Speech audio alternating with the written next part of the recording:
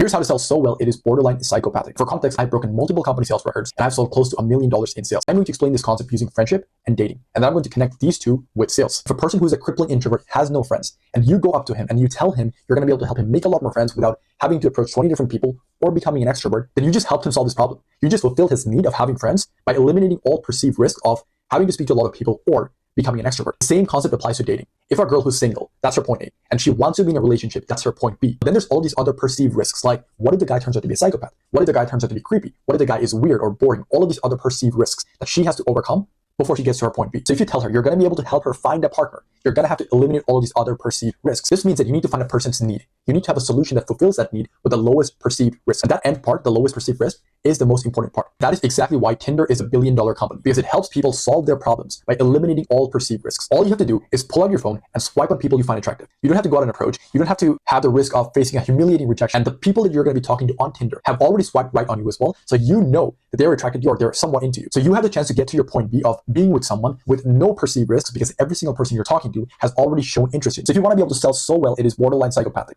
you need to find a person's point A. You need to have a solution that gets them to their point B, which is their desired situation, by eliminating all perceived risk.